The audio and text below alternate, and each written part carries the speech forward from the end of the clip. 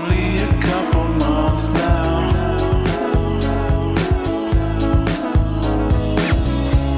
I think I recognize it. Welcome to Getting to the Truth in This Art. I am your host, Rob Lee.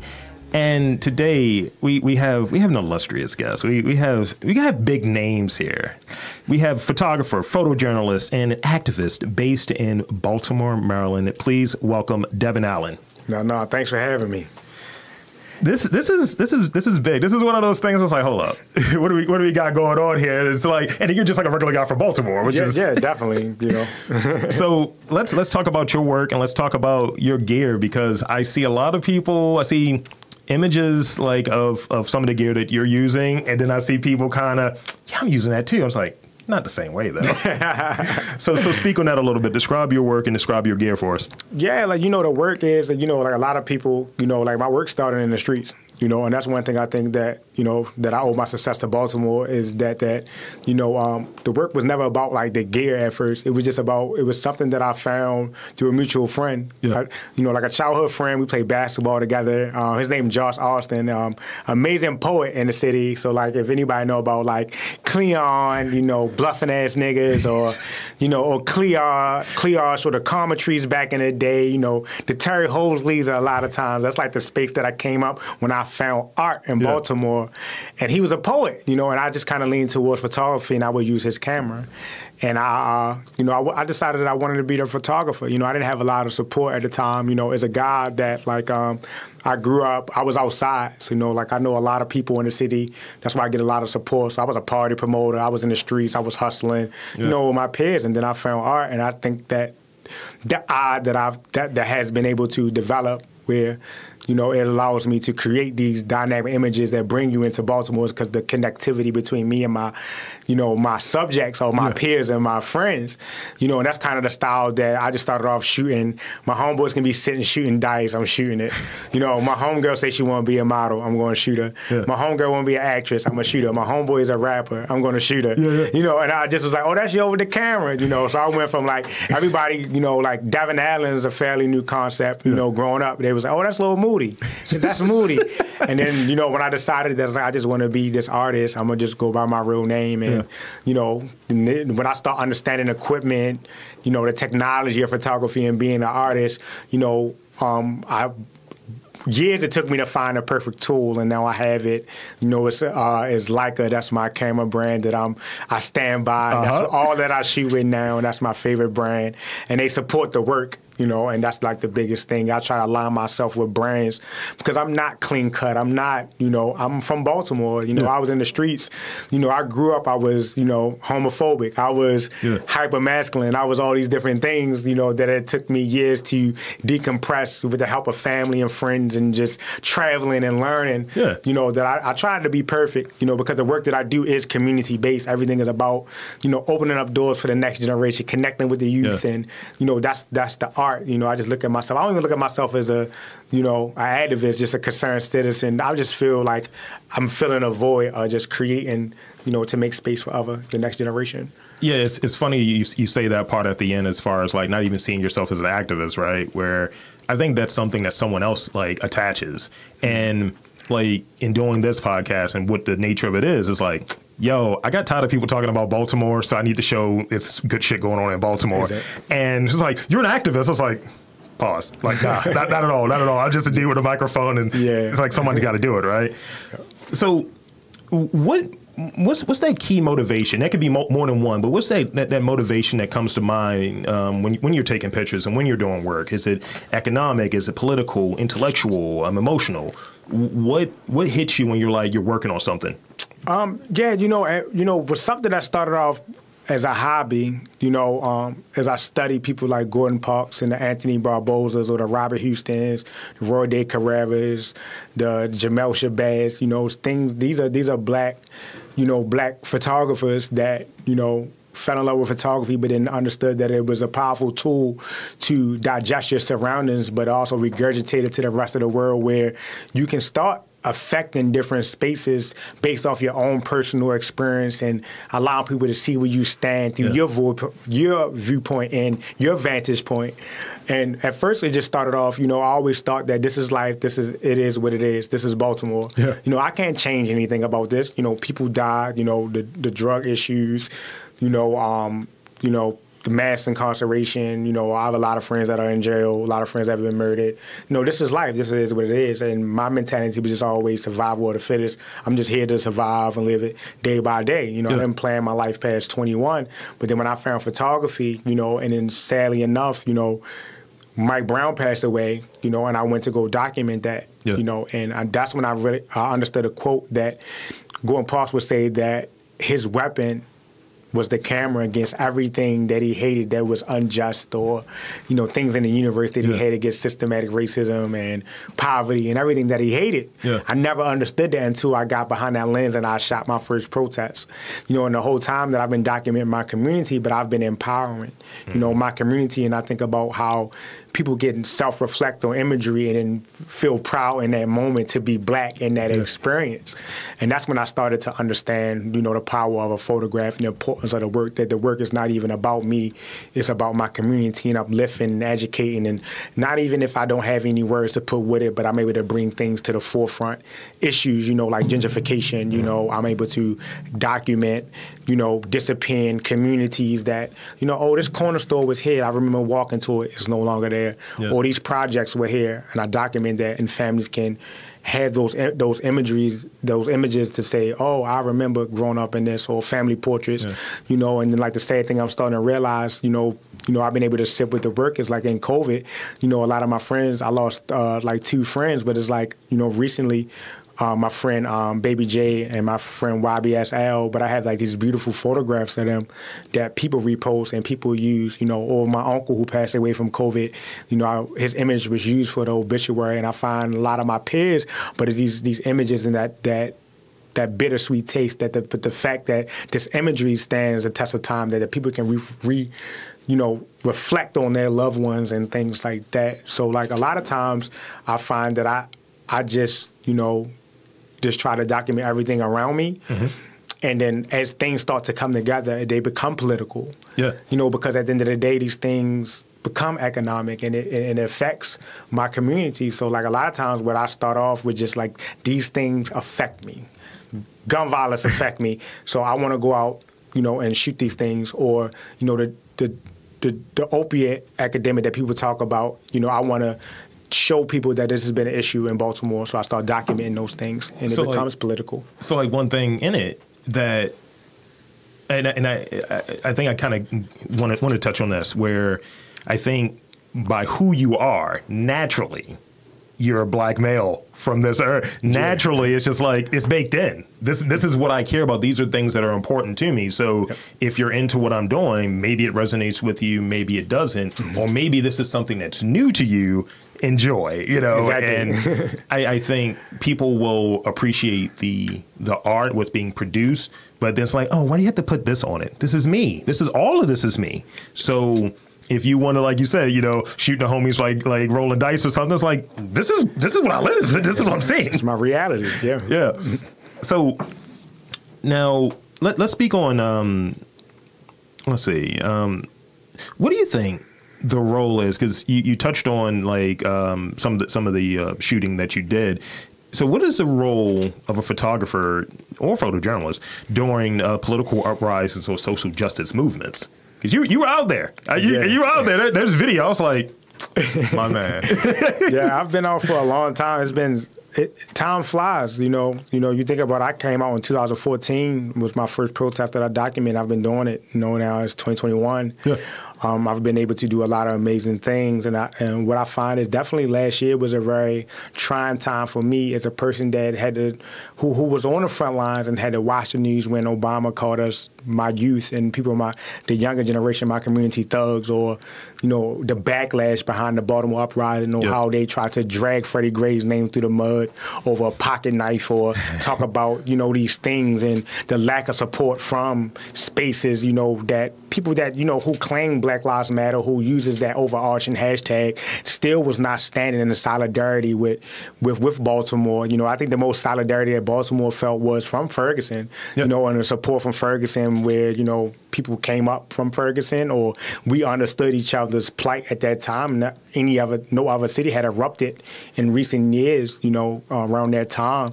But, you look at George Floyd and Breonna Taylor, how the whole country erupted, and now everybody is up to arms. It was kind of like, I was proud, but at the same time, it's just like I've seen interviews where people will be like, I want to get that Devin Allen shot.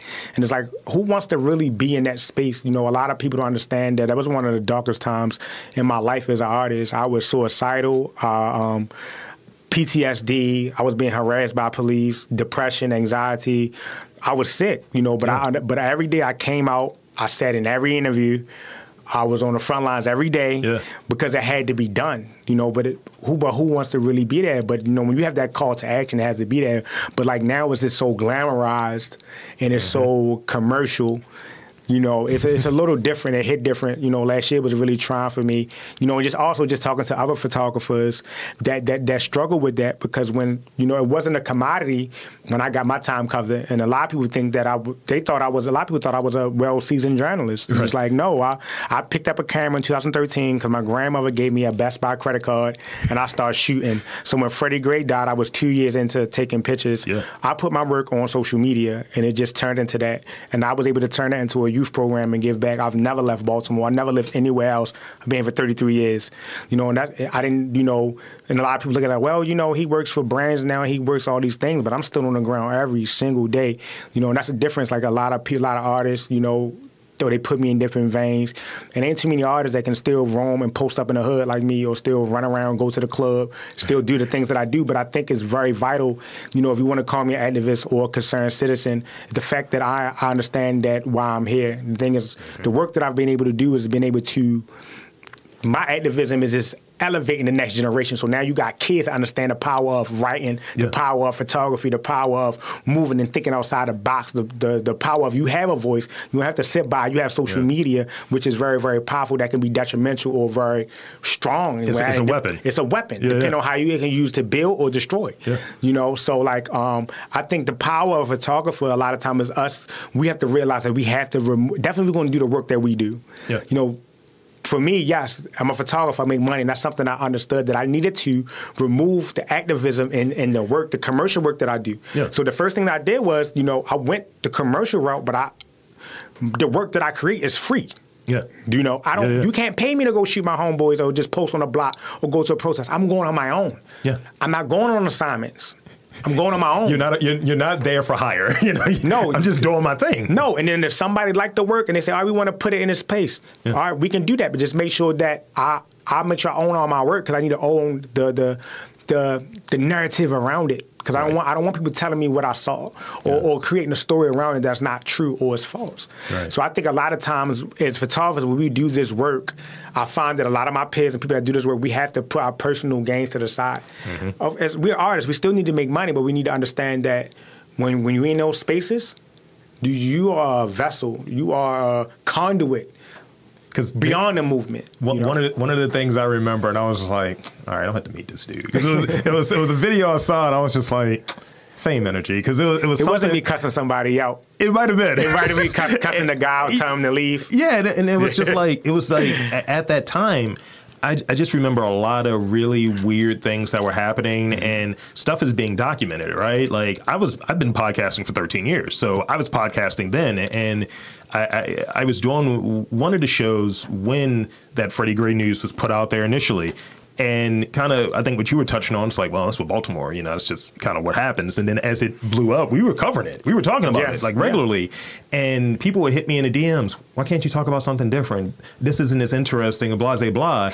And so you have that, right? And I was like, no, you don't live my experience. I see that shit all the time. This could be me. Like, I'm twice that guy's size. This could be me. Easily. Or on the other side of it, like last year, having people literally hit me up and like, you've never experienced this. You're a well-meaning black guy. And I was like, yo, don't say that about DMs, yo. Like, can we? And it's just one of those things where, kind of going back to what I was saying, people will appreciate what you're putting out there, the art, the content, but they want to somehow separate you from it, you as a person. And those two things are inextricably linked.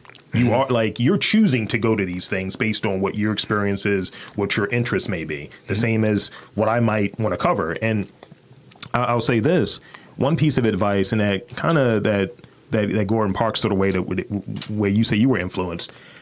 I got a piece of advice from someone local here from AVAM, Rebecca Hoffberger, and she mentioned the thing about like, I do a comedy podcast, but we're talking about news, and I try to put like a more comedic spin on news stories that aren't the easiest thing. And she was like, yeah, the best way to get people to listen is sometimes you got to make them laugh, and they have to think about it. And that's the thing that I've kind of perfected over this time. Yep. So what, in your experience, what is the most useful photographic mantra? Like, yo, just get the shot.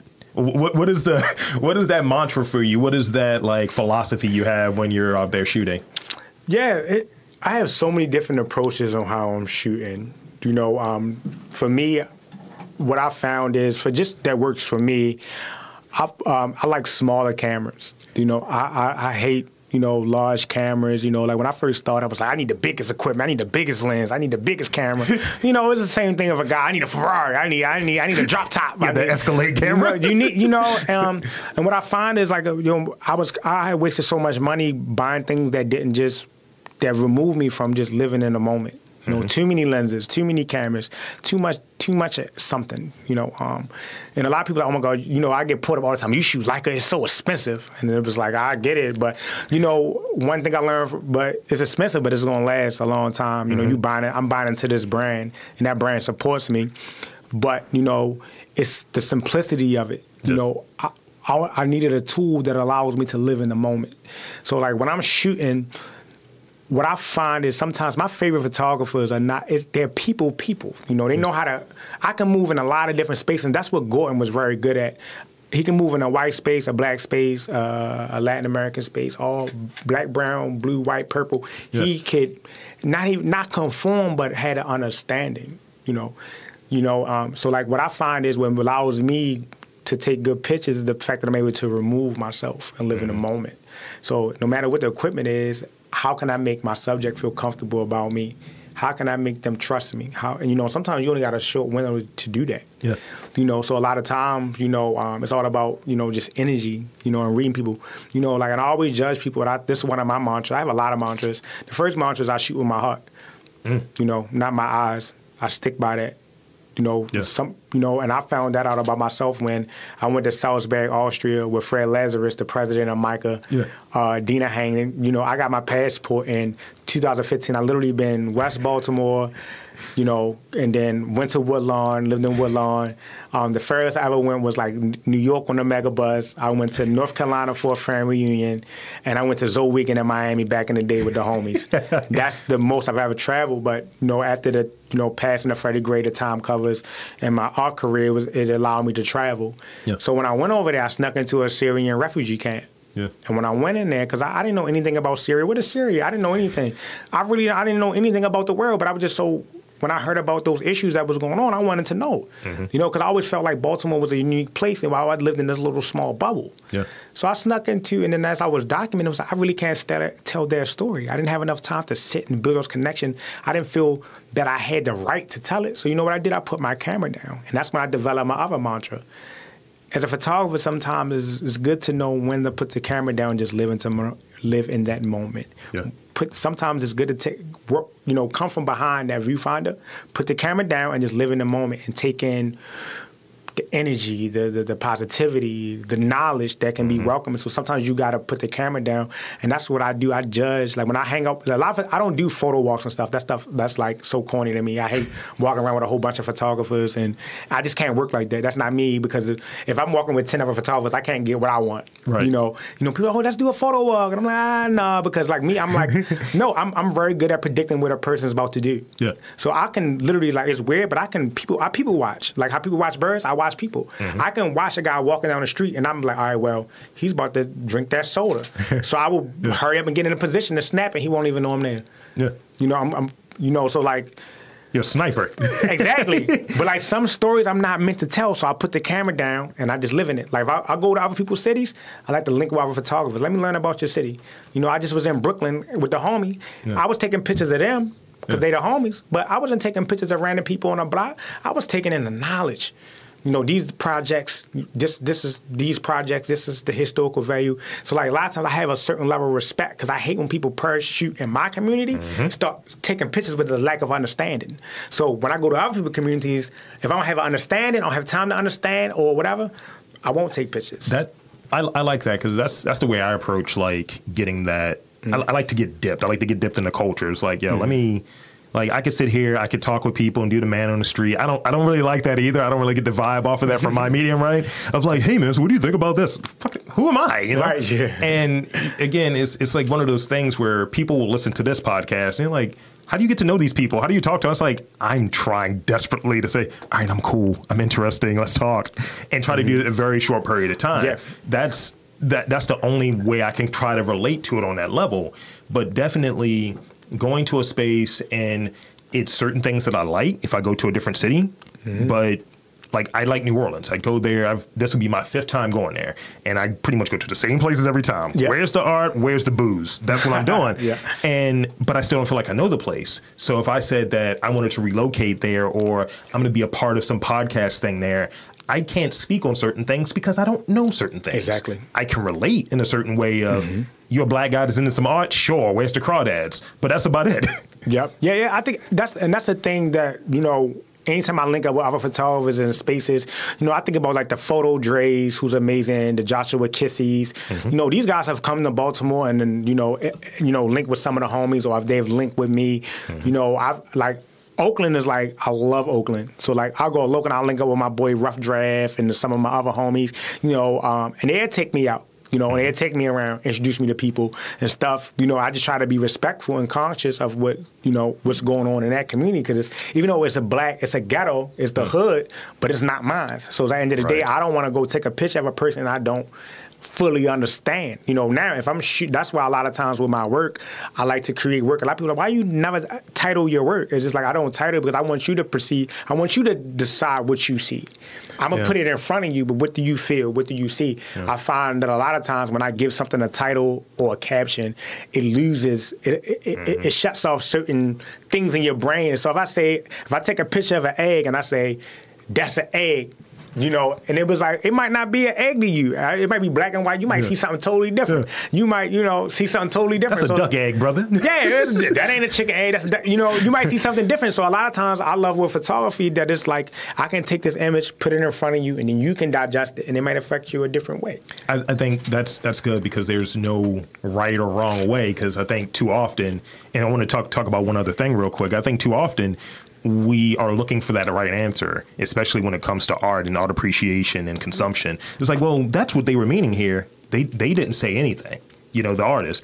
And I think the other thing that you touched on, going back to your mantra, that I think is really important, and I want to echo it, is living in the moment.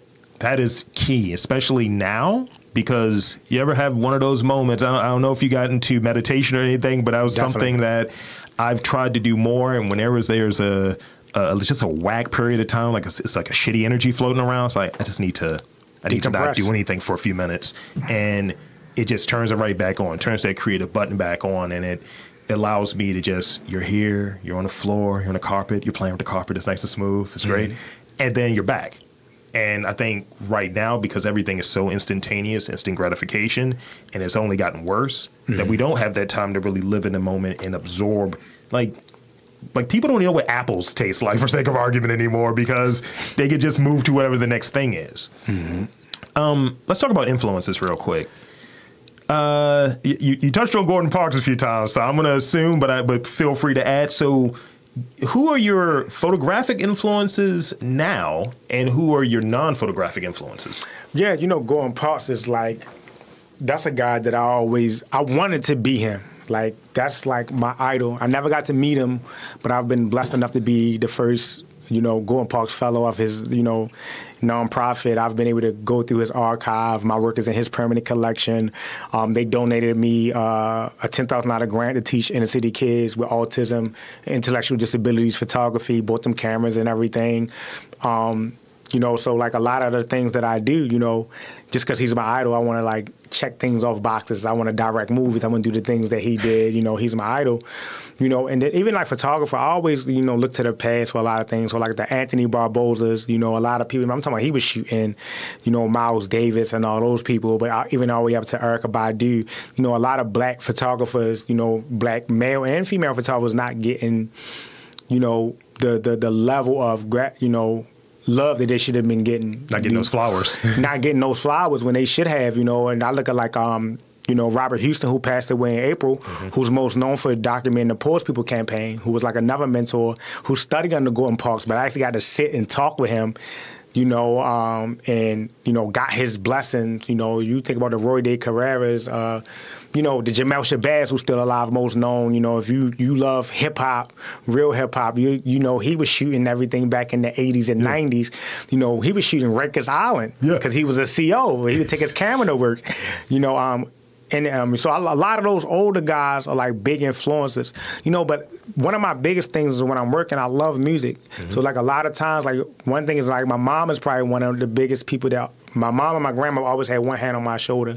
So if I was messing up, and I was doing wrong, they held me accountable. And when I'm doing right, they push me forward. You know, that's the same to this day. You know, my mom put me on with Girl Scout Heron. That's one of my my favorite. I don't care what nobody say. I feel like he one of the first rappers. Absolutely. Like, you know, he was just different. And then he was doing some diss tracks back then. That was your project in high school, my guy. Yeah, you talking about Girl Scout Heron was calling out, you know, white artists stealing black art. Like he was way ahead of his time. You know, Nina Simone, you know, the first Nina Simone, Baltimore. Yeah. I found out about Nina Simone. I'm like, Baltimore? She was singing about Baltimore back then. Yeah. You know, so I dive into a lot of music. But also right now, just like my peers, though, like, yo, just watching people I'm coming up with that come from similar backgrounds. If it's not all the way similar, but, you know, my boy Kondwani, like, that's my brother. You know, like, you're watching him as a writer coming out of Down the Hill, East Baltimore, amazing writer. D. Watkins, OG, that's like my big brother. The first time we met was almost 15 years ago, and we was about to fight at a bar.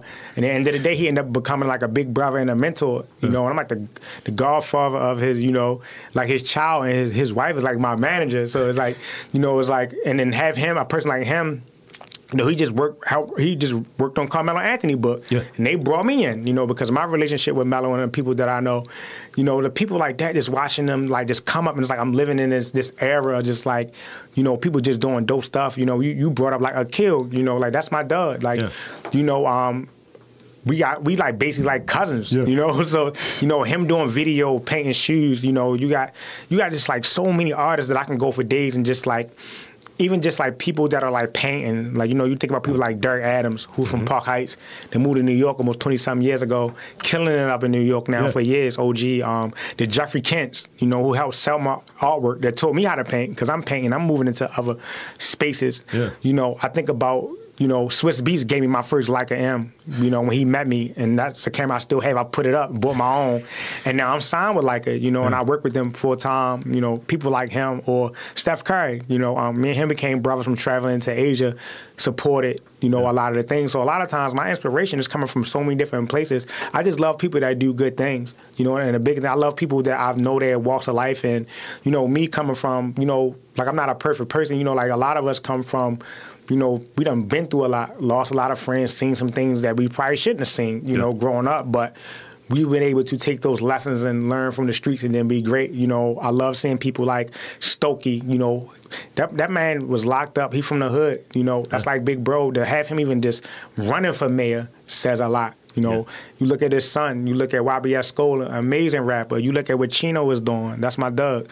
Taking dirt bike to a whole nother level. You know, but then you look at people like Brittany Young, who's teaching kids how to engineer and build dirt bikes from scratch, doing campaigns with Nike. You look at Cool Ant, you know, he's Cool Ant Tuesdays when he's, you know, getting people out and running and riding bikes around the city and giving back through car washes. You just so much going on in Baltimore where people, that's what I think Freddie Gray inspired a lot of people and then gave voices to so many people where we just like, all right, well, We sick of the BS. We're gonna hold ourselves accountable and then be the change that we want to see. So like people are like, yo, you could be in New York, you can be in LA, but I'm like, man, Baltimore is my home. Like I've been here all my life. I want to come up bootstraps with these guys, you know, because so I can brag years later, you know, when the next generation coming up, you got people like Roddy Racks, you got, you know, YG Tex, you got the Larry Loves, you got Black Wall Street with Skirt, and you got, you know, it's just so much going on. You got Black Swan. Chris got the Black Swan thing going, Black Owned Restaurant and Harbor East. Just look at all these beautiful things that's coming up in Baltimore. You know, you got, you know, Aaron Jones, Tailor Shop, you know, on Chase Street. You can go get tailored. These are Black-owned businesses and Black-owned people doing amazing things. That's one of the things, like, you touched on, where it's one of those things where people are like, "Oh, you popping? You should move." It's like, nah, like stay here. For me, like there have been opportunities presented itself, and I was like, "I just want to do it here. It's going to matter more to me here." Yeah. And, you know, I've been here, Lafayette Projects, you know, back in the day and shit. So it's like, people never think I'm for the fucking projects. But it's one of those things, like, it matters much more doing it here and doing it around, because there's a realism here with the people. Because, like, I always joke about, I don't know how successful people from Baltimore can be because we don't do the fake shit. So it's like, this is another mantra. Like I tell people all the time, you know, like that. What's that old saying from New York? Like if you can make it in the Big Apple, you can make it anywhere. Where I say if you can make it out of Baltimore, you can make it anywhere. I'm telling you, from Baltimore, I've traveled to Tokyo and ran into people from Baltimore. Nice. The thing is about Baltimore people, I feel like we are very unique and we can survive anywhere, like for real. Like I'm looking at like with the homie Paul, like you if you haven't been to the Civil, you know, I went to his birthday party. I seen so many beautiful Black people. Like my homegirl Asia got the clothing line strut. Paul's got a Black-owned restaurant in Mount Vernon. Like I'm telling you, if a Black person just has the knowledge and they learn how to maneuver, they can survive anywhere. And then definitely coming from Baltimore, you know, a lot of our ancestors came from, my great-grandparents came from North Carolina. Everywhere I go, they say you from Baltimore. I know you got some family from North Carolina. Same. But, you know, all of us do. But I just feel like Baltimore, our hustle is just unmatched. You know, and then everywhere I go in the world, they love us. They love us, period. Yeah, I like the last time I was down in New Orleans, and he was like, "You from BMO?" And I was like, "I am. How are you, bro?" And he was just like, "I noticed." I was like, "How you? What? How do you know?" He's like, "Something about you, just like here." And I was like, "All right, then, peace, bro." They made you say "dude" too, actually about the wire. Oh, look, I went to Morgan, man. Those two are too much. Yeah, and it was funny because like for that, like one of my my high school teachers was one of the writers on the joint or what have you. So it's like, I have an extra special connection to it. Yo, the wire, yeah. And my girl is like rewatching it right now. She's like, yo, I didn't have this perspective living in the county. Now living in the city, this makes sense now. But it's crazy because now they're filming, the same writer is filming We Own the City. You know, shout out to D. Watkins who wrote an episode on that. Nice. You know, they got a lot of Baltimore people. My boy Booster, who cleans everybody's sneakers in the city, is on there. I'm actually going to be on set on October the 2nd, playing myself, you know, playing myself, reenacting. You know, I think it's important, you know, to do a little cameo. But, you know, like The Wire opened up a lot of doors for the community, despite, you know, some of the truth is about the city was brought to the forefront. But it did open up a lot of doors for a lot of people. And, you know, like I tell everywhere I go, I'll be like, it's worse than The Wire, but the same thing, you come to Baltimore, one thing about Baltimore, yo, the love is unmatched. Like, you know, a lot of times people don't understand, you know, like, oh, Baltimore, you're going to die, you can get shot. I'm like, this ain't no gang violence, ain't no drive-bys. No, we good. You know, you can kind of, I've brought people to Baltimore from all over the place, and they just get blown away by the food, the love, the generosity, the fact that people speak. You know, like my boy moved down here from Harlem and we worked at Under Armour together. And he was like, yo, people keep saying hello, good morning. And I'm like, you know, yo, people speak here. You make eye contact, you know, in certain spaces. Like you in Canton or like Fair, you might get that little smile. You know what smile I'm talking I know what you're talking about. That little cheese. Like, hi, we made eye contact, but we speak here. So like the energy in Baltimore is very infectious. And everybody I've known that's not from Baltimore that have lived here for a short period of time and go wherever they go, Baltimore leaves a special, you know, spot in their heart. So in it, this is an ad lib one because I have not gotten a good answer to this one. I think you're going to have one for me. Which nickname do you prefer for Baltimore? Charm City, the greatest city ever, city that reads, which didn't work. What do you have in mind for that one? I know this one is off the cuff, but it's interesting. You might even have your own. You might even make one up. I don't know. Though the crazy part about it is, like, I ain't never know why people call it Charm City. I'm like, what? I just thought that was the name of the football teams, like the old Charm City football team. Like, you know, I hate when people say be more. Like, I hate that. You too? Yes, I hate be more. Like, I hate, hey, yo, be more. It's like, look. I ain't gonna hold you. Like, my favorite is my boy BJ. He got a store down in South Baltimore, you know, Baltimore legend. He coined the term. He makes the West Baltimore, East Baltimore hats, but with the D. So instead of the T, it's the D. Yeah, so it's like Baltimore, and it's like that's how I say it. So that's my term. I say Baltimore, and then when people say, "You mean Baltimore?" I'm like, "Nah, Baltimore." Like, say Baltimore. Like, I hate be more. I hate the city that reads. Like, I remember that campaign. You know, No Child Left Behind and all that. Like, I hate be more. Like, greatest city in America. When I found out the story behind that was just like, yo, we got that from Atlanta. Like. Yeah. You know, we got that from Atlanta. That was something that one of them mayors saw down in Atlanta and brought it back here. Marketing campaigns for here have not worked because I remember, like, what is it, like maybe 2010, a little bit before that, when they were first talking about doing gambling and shit here. They were like, oh, yeah, Baltimore, get in on it. That's like, no, get rid of that. Get it out of here. No, I don't want it. Just Baltimore. Like, I like when people just say Baltimore. Because that's the real black side of it. That's the real one. It's like, look, it's like the head, but, you know, with no hair, a more. You know, like, that's it. Yeah, like, my homegirls would be like, yo, yeah, I'm going to come up with the B-more. I'm like, nah, sis. Like, don't say that. Like, please don't say that in front of me. Like, you know, just say Baltimore and we good. Like, we don't need no nicknames. We don't need no slogans. You know, Baltimore. You know, and then we got certain terms that I like. I love the word dragon. Ooh, please. Yeah, dragon. Like, you know, like the first time I heard dragon was like some of my little some of my homeboys from down like Norfolk Lawn. It was dragon. I love dummy. Like, hey, dummy. I love it. You feel me? Like, I love, like, oh, I'm bipping around. I love our slang. So, like, you can have a whole conversation in Baltimore terms and a person will not know what you're talking about. And it was just like, oh, I'm bipping around, I'm dragging today, I'm out, shit, you feel me? You feel me? Back then you had Crouchy on. Oh, it's the club Crouchy tonight. Like, I just love our terms. I love our culture. Like, I feel like we just so unique. Like, we the best thing in the DMV, the most authentic, the most real. Yeah. I love it. My girl's from New York, and when we first started dating, she's from Brooklyn, and we first started dating, she was like, I don't think you're from Baltimore. And I was like, what do you mean? She's like, because you just said Baltimore with all of the letters in it. Right. And I was like, yo, fuck you. And it was certain things. I was like, I say dog and all of this. She was like, She's like, say orange. I was like, oh, shit. She had a new one I wasn't expecting. Orange, she was like, y'all put a C at the end, like a orange. CH. I was like, oh, no. Oh, yeah, we do say orange. I was like, oh, no. No, I hate when people say orange. Like, some people be like orange. Like, orange. I'm like, nah, orange. Well, I do put CH on that. Yeah. The color of the fruit. So last two questions I got. Over the last 18 months, 18 plus, a lot has happened, good and bad. Regardless, I think that there's an opportunity to learn something from these things, the good and the bad things. Share anything that you've experienced during that time that had a lesson that accompanied it. Like, you know, was it something with like the Under Armour situation? Was it something in some of the work that you've done that could have been good, could have been bad, but you got something out of it that, you know, you learned a lesson from it? The thing is like a lot of times, like, I learned so much from my mistakes and moving wrong. You know, I think a lot of times people make mistakes and do things wrong or maneuver wrong. I think the issue is when you don't sit with those mistakes and those bad moves, you can't learn from them. When people winning, you celebrate all your wins. I'm winning. Yeah, celebrate. I'm posting my wins. But when you lose, are you sitting with that loss, though?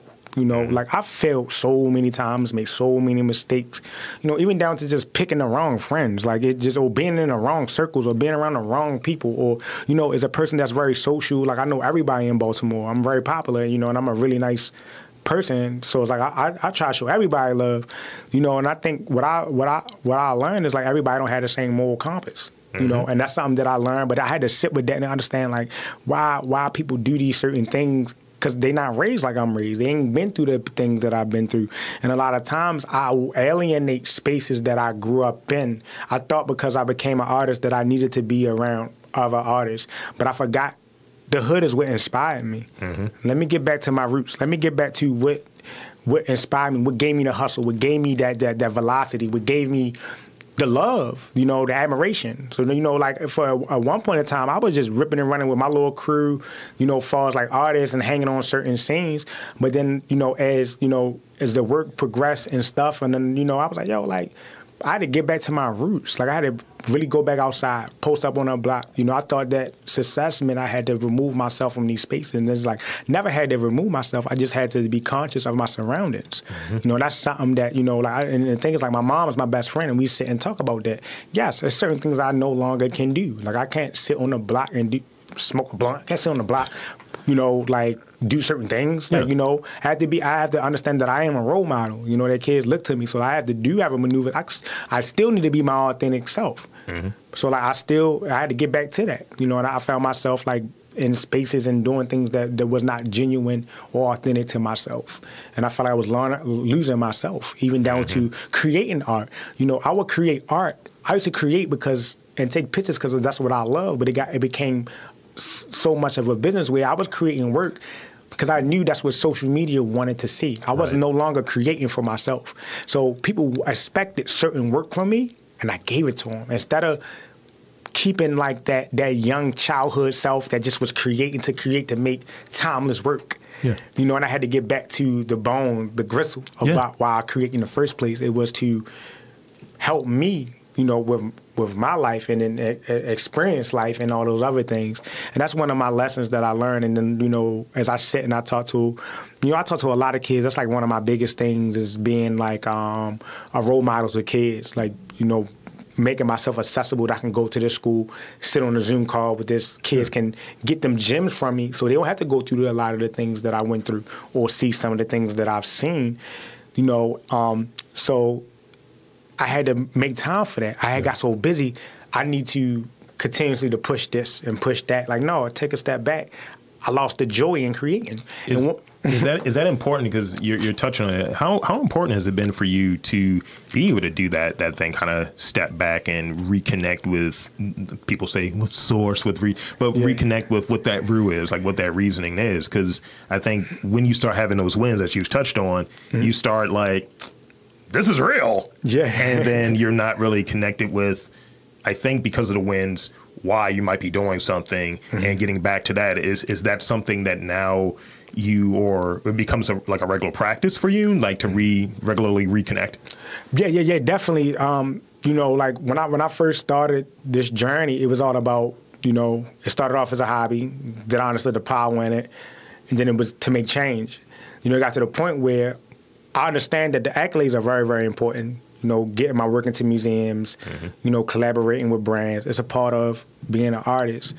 But, you know, a lot of times, you know, that first time cover, a lot of times you get tied in looking for that next time cover or waiting for that next big picture or waiting for this next accolade or waiting for the next big show or waiting for this next idea to come across your mind. Yeah. But I'm losing time. You know, the thing is about our kids move really, really fast. So I have to make sure that I'm still relevant in their space. So yes, I have to get those accolades, but at the same time, I need to make sure that I am conscious and aware and accessible. The fact that a kid can reach out and touch me, you know. So like if I give a kid a camera, it's not just me just giving you a camera and I'm walking away from your life. But if you got a camera from, you can still hit me on the ground. What's up, shorty? Yeah. You know, and making sure that, what up? You know, and really it came full circle when one of my kids that was in one of my classes I taught with Red Bull, me and my boy D. Watkins, in 2017, I turned around during COVID. He came down to, I started photography down City of Gods in South Baltimore. That was like my hub as like a young kid. I would be around people like Smash, OG Smash, Gucci Bag Blues, you know, one of the most iconic Baltimore rappers. And, you know, people like G-Songs, rest in peace, and a lot of my other peers. And this kid had his mask on. He's taller than me. And they was like, you need to meet Devin Allen. He's right there. He's one of, you know, I know you in the photography and video, but you need to meet this the guy right here. And this is like my homeboys bragging about me. Yeah. And he was like, man, I know him. He gave me a camera. And I'm looking, he taller than me. And I'm like, I gave you a camera? He had a mask on. Yeah. So he took his mask off. I was like, oh shit. You was at my Red Bull class at the Juilliard Center. He was like, yeah. I got a full ride to NYU for film. Wow. look at my film. This is what I, and now, because of COVID, I'm not going to be on cameras, but I got a full ride of film, and I thank you for giving me the camera and the gems you gave me. Yeah. That's when it hit full circle. I was in that joint trying to cry. I got my hood homeboys around me, like, is you crying, yo? I'm like, no, I ain't crying. It's dust in here. Y'all ain't sweating like weeks. Allergies, man. No, but that's when it came full circle. And then around the same time, we was working on, my boy was working on Mello book. And then I just did a Zoom with Mello, because of the bubble. I couldn't shoot Mello in Baltimore and stuff like that. So I had to, finesse it, and I went, and around the same time, so my young boys hit me, but they was my students like 5 years ago. They both taller than me. And I took them out, I shot them, and they was like my models, the stand-in models for Mello or whatever, and it was just like seeing them go from like these little kids in like middle school and they graduating high school, and the fact that they look at me like a big brother, and they still remember us simple things like we out taking pictures and we go down on McCullough and go to Burger King or something like that, or we walk into the corner store. I'm just coming to their hood, walking around with them, and that's when I start really understanding, like the power that I hold. It's like these kids is like staying out of trouble because they don't want to disappoint me, or they doing right, or the fact that parents hit me up and be like, yo, thank you for doing what you did to my son. Like I had one of my kids' fathers like come to me, he was doing security at an event I was at. He was like, yo, thank you for looking out for my son and chilling with him. Yo, we really need, I work so much, but you're a positive figure. I was like, yo, that's crazy. That's legacy, and that's what I want. But sometimes I do, because of my work schedule, because I do understand that me being successful does sway these kids coming underneath my wing and wanting to work with me. Yeah. So I try to constantly, because I have my own personal goals as an artist. I want to be one of the greatest photographers, artists of my generation. Yeah. But at the end of the day, I want that to be, when it's all said and done, I'd rather that be measured not in the work that I've produced, but more so the work that my kids that I've put on, my impact in their lives. That's what I want to be measured on. That's, of course, the work is like, oh, we got work in the Smithsonian. That's cool and all, but if I got like, I've given out 600 cameras since 2015, but if 5 of those kids can end up being the next, Gordon Parks, or, Steven Spielberg, or, one of these kids can start a podcast, and then, because a lot of my kids into YouTube, they can be the next Oprah Winfrey, or like something crazy, because possibilities are endless. But if I could save a couple kids, my job is complete, and I'm content with that. And I can go to sleep, and I can leave this plane of existence being happy, knowing that I've planted seeds that's going to blossom over the next couple years. That's legacy, and I think we can wrap it right there. So what I like to do at the end of this is always, as if you need it, but is always give the guests the opportunity to shamelessly plug. So where can he check you out on social media? Yeah, like my name is Devin Allen. If you want to check out the photography, I'm building my first website right now with my team. I got some managers and stuff now. You need a website, but I'm always on Instagram posting. So you want to pull up on the gram. I try to respond to a lot of my DMs. I do get a lot, but my personal portfolio is on Instagram. That's where I started my art career, and it's very personal. So I love to be on Instagram. So definitely hit me up. It's BYDVNLLN. So hit me up. I'm always posting, and and if you're in Baltimore, you can always catch me at like our house, or like, bouncing around the city, and if you see me, buy me a gin and tonic or something, have a good time. Watch the IG pretty close. You might encounter some of his smooth dance moves.